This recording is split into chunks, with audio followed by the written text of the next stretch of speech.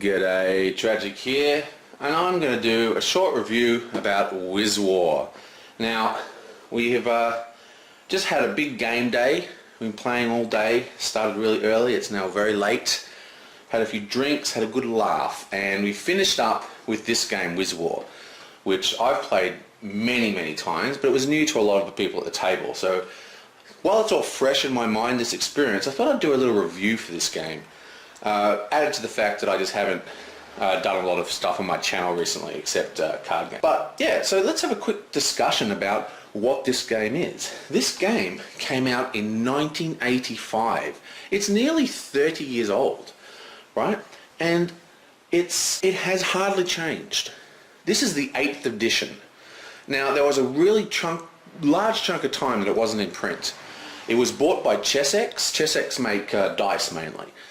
But Chessex never actually published it. And what happened is, just recently, it was picked up by Fantasy Flight, and they've done their typical Fantasy Flight, just bonkers components. And much like Merchant of Venus, they've changed the game quite a lot. In my opinion, almost all the changes are terrible. But what it does mean is, just like Merchant of Venus, all the original rules are there. You can play either way. Both versions are alright. The old version is still way better. Now, this game is so old, it was from right back in the day where board games didn't have boards. You know, they were just like printed on paper. You know, they called it screen printing or linen printing or something. But it was like a handmade process. Basically, if you've ever heard of Cheap Ass Games, that's a modern board game company that makes games in this old style. They're starting to make their games a little more fancier now. But the point is, this was just a bunch of paper in a plastic bag. But it's great. I mean, it is really great. And one of the interesting things about this game is it's like 30 years old. So you don't have to wait for expansions.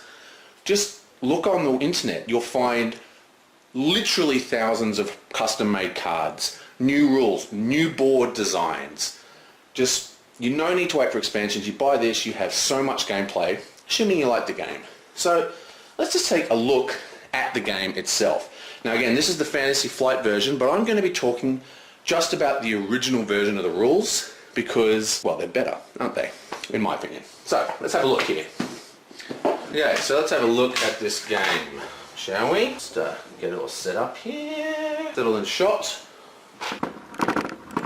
There you go. Right, so this game is, I mean, you might think it looks a little bit like Pac-Man, and you'd probably be right. It does look a little bit like Pac-Man. It acts a lot like Pac-Man as well. Does anyone remember a famous wizard called Erasmus? Erasmus, very famous wizard. Anybody? Going once? Okay, whatever. There's a famous wizard in children's stories called Erasmus. He's like Baba Yaga, except not Russian. And he's a famous wizard.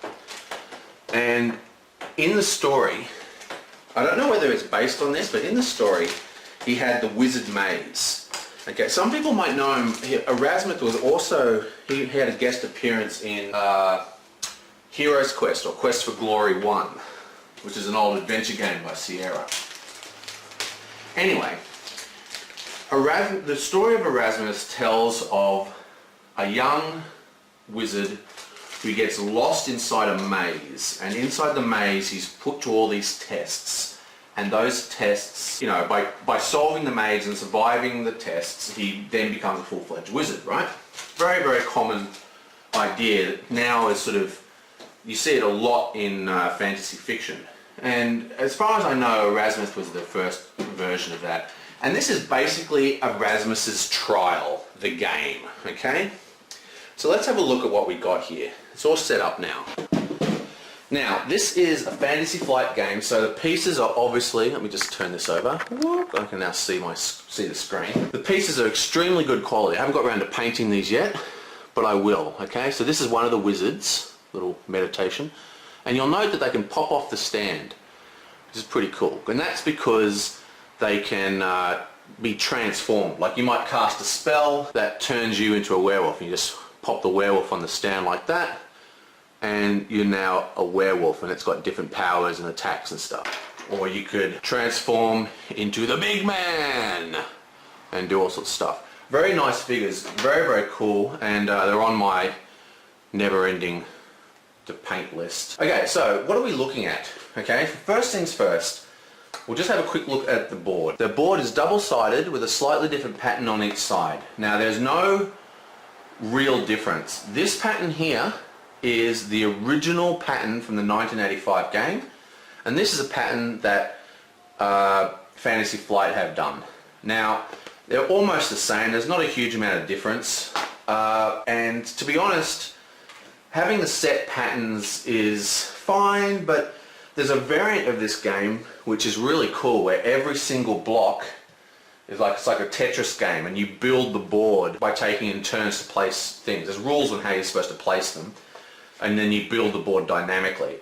But the point is, we have a maze, and each wizard has a zone. So this is the green zone, the red zone, the blue zone, and the yellow zone.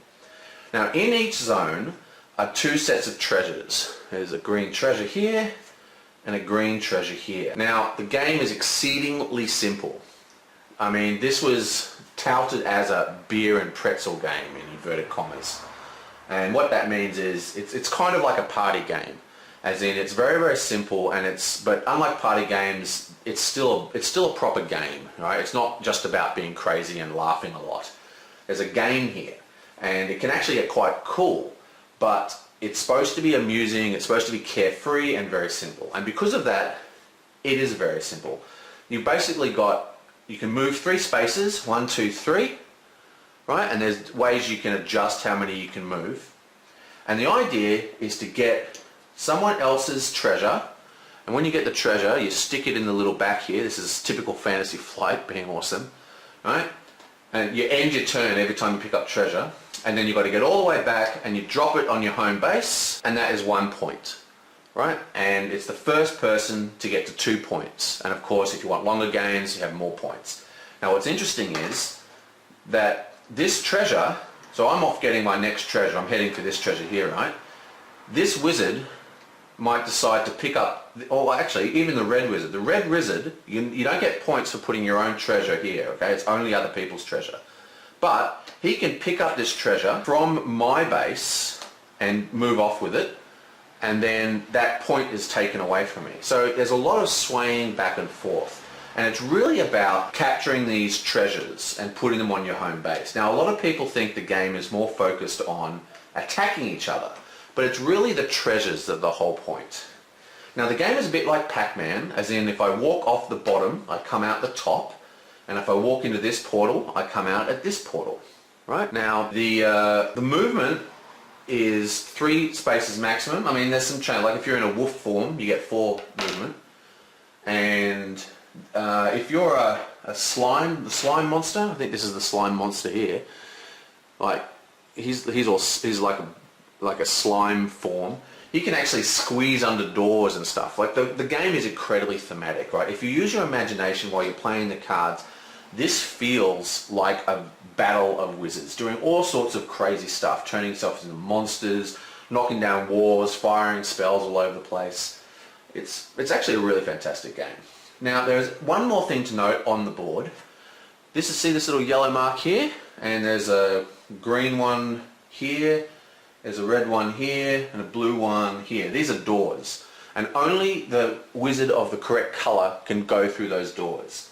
But they can do fancy things like hold them open for other wizards. There's team variations of this play. Also, FFG gives us these really funky dials.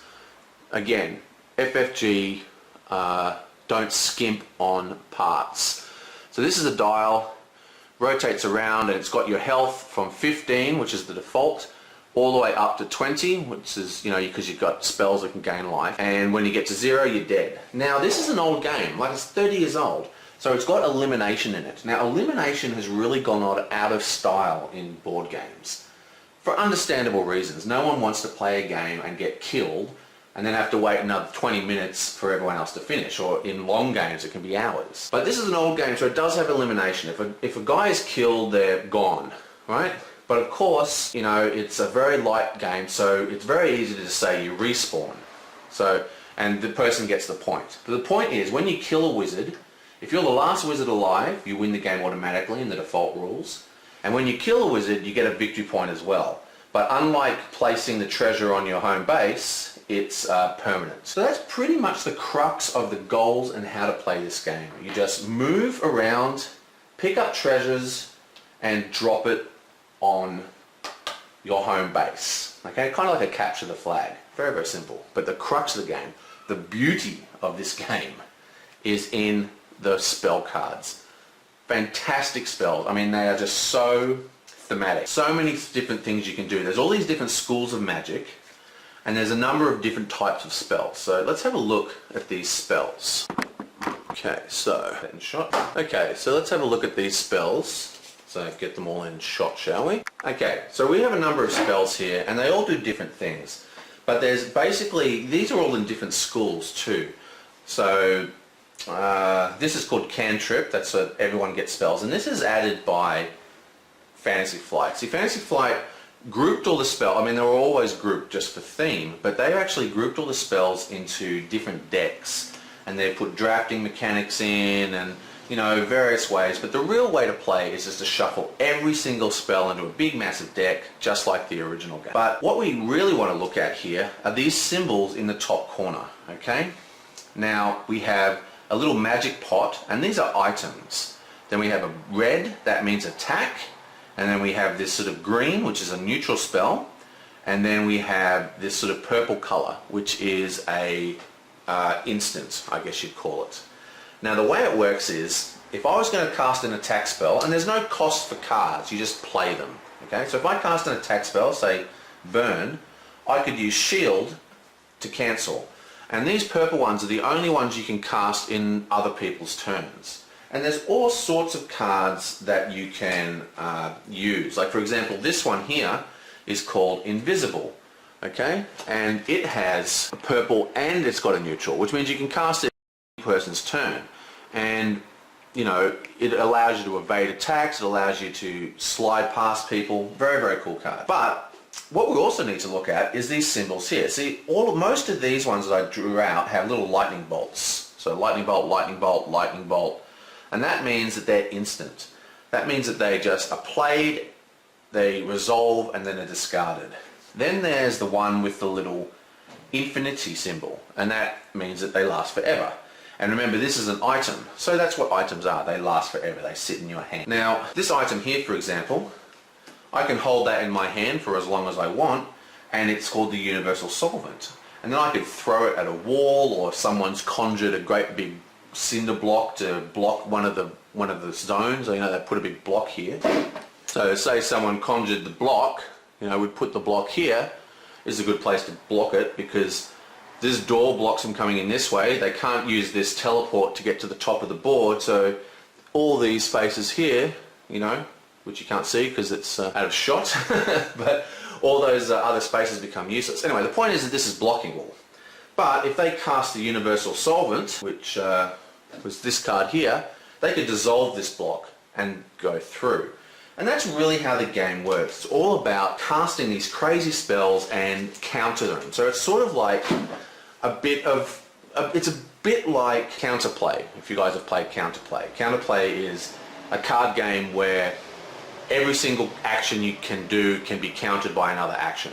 So it's sort of like that, and it creates a very hectic, completely insane game, right? People are knocking down walls, sealing gates, turning people into sheep, conjuring thorn bushes. I mean, look, let's have a look at what we've got here. You put a thorn bush out, and people take damage if they walk through it. You've got, a rose bush, you've got a thorn bush, people can't get through that. You've got a glue, people can glue treasure down. You've got well, where does this go? Glue, so you can glue treasure down. We've got the cinder block you've seen. You can cast fog, you know, so people can't see where they're going. This one's really cool. You walk into the fog, right? And because you can't see, you walk around in circles. So you put down this little device here, and then you roll a 4-sided dice. So I rolled a 1, which means that after walking around in circles getting lost, I then have to walk down this direction, which is 1. Of course there's a wall there, so I just bump into the wall. And you can use this to force people to go into strange ways. And like I said, a lot of the spells don't do much more than just make you laugh. Now, on top of all, you know, just the basic spells you can cast, there's another spell which is actually a little more complicated. And they're these ones. Well, let's do it with this invisible card I already showed you. Now, this invisible card is part of the arcane school, but it has this little symbol of a cog, and that means it's a semi-permanent effect. So whenever you cast a card, like say, well, let's actually do fog, okay? Let's get rid of all these things. We're going to cast fog, right? Which will place the fog in this location. Now, this fog, right, is only able to be used for the period of time that it's got energy, and this is what energy looks like, okay? And there is a chit for it, of course, because it's Fantasy Flight.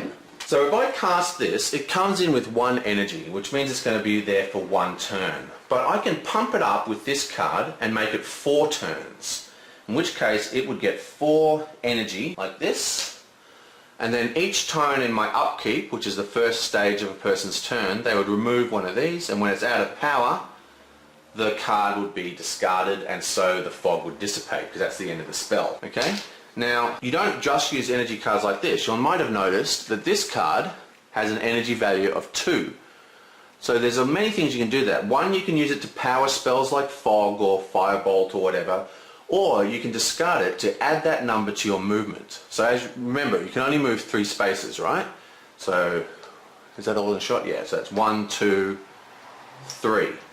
Then I could discard this for 2 and go 1, 2 and pick up this treasure, which is probably just out of shot.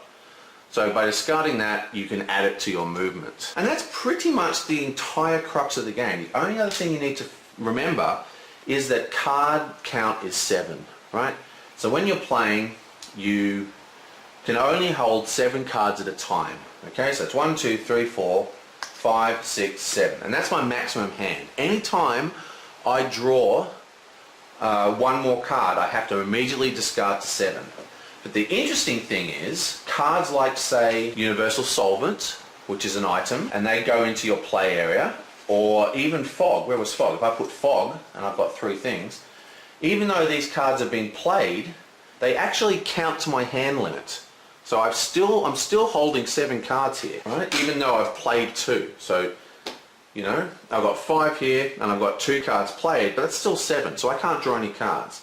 Luckily, like I said, it's a very relaxed game. It gives you the opportunity at the end of your turn to discard up to 2 cards before you draw. So you can always cycle out cards if you feel you've got cards that you haven't, you know, you don't want to use. But this is really cool because not only does it add this extra level of play, it also means that you can there's all these different effects. I mean, there's so many spells I just cannot go into. I mean, look at the size of this deck.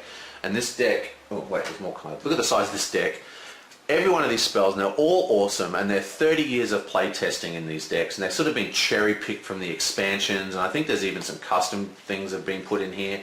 So they're all fantastic, fun, really fun cards. Like, for example, you can break down walls. See, there's little chits here, so you can smash a wall down, you know, or you could place a wall in any location, like here. You can seal doors so no one can open them. You can really modify, and of course you can put out, you know, things like this or the fog or whatever, so you can really modify the board. There's even spells that allow you to completely rotate the boards, swap them even, you know, just do all sorts of crazy fun stuff. Now, what else do I want to say? There's one more thing I wanted to talk about. Oh yes, back on the cards for a second. Now, if you're very observant and you're watching this in HD so you can see, you might notice that the top of the cards have various symbols on them. Okay, just might pick these up to show you, might be easier.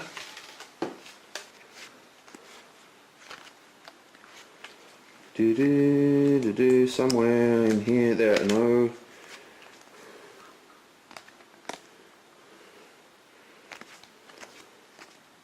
There it is.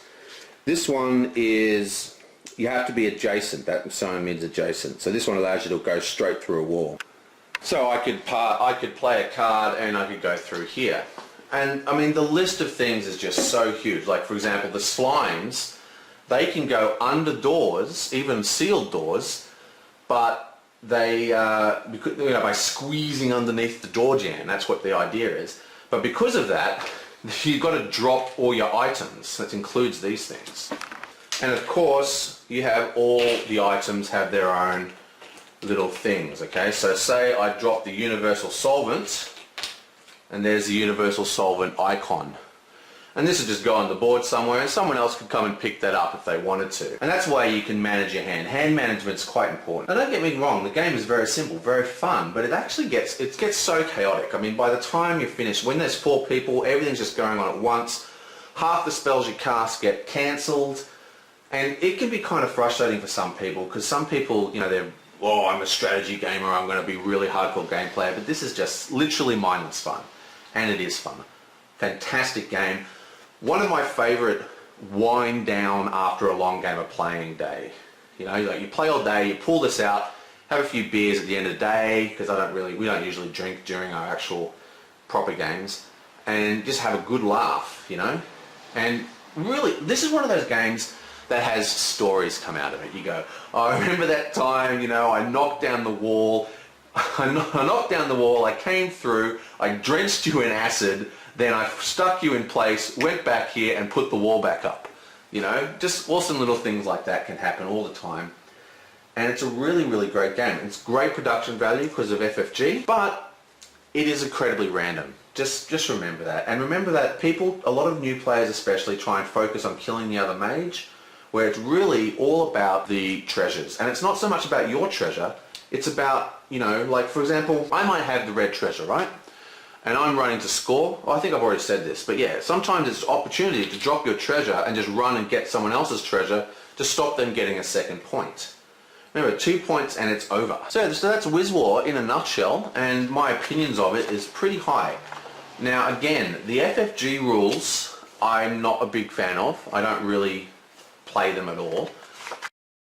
The drafting mechanic, while interesting, just limits the kind of spells you like. I like the crazy, who knows what's coming, just all sorts of things. There is another version where, because there's 6 schools of spells, plus something they call cantrip, which is sort of everyone's spells. So there is a way where you split them into teams, and you have magic users of different schools fighting each other. And like I said, if you go to the Geek, you can find so many variations of this game. Like, one of the ones I particularly like is where the board is completely separate squares and you build the board. But all in all, Whiz War, fantastic game, incredibly easy. It really comes down to move 3 spaces, play a card. You know? I mean, there's some rules on playing the card, I guess. I mean, like, you can play as many items as you want, you can play as many neutral spells as you want, but you can only do 1 attack. Okay, 1 attack spell or 1 punch. You can punch people in the face if you're standing next to them. And if you're the werewolf, you do more damage. And, you know, if you missed a big, you know, as you walk down the corridor because you're so large, everyone gets pushed out of the way. But and the other ones, the purple ones, they can only be played as a response. But seriously, great game, fantastic game, really good for families. I've had a lot of fun with kids with this game because it is so simple. The only complicated thing is the cards themselves. Like I said, you just move and then play cards. So if you're playing with people that can't read cards very well, because there are people like that, they get very confused by card text, you know? Because like a game like Monopoly, for example, you just move and react to the board. But in this thing, at the end, in the middle of your turn, you have a lot of options based on your cards. So that can slow it down, especially for new players because they have to read them all. But once this game gets going and people get used to it, a whole game with 4 people is like half an hour. It's just bam, bam, bam. lots of laughs, craziness ensues, and yeah, really like this game. Whiz War, highly recommend it. Yeah, so see you next time.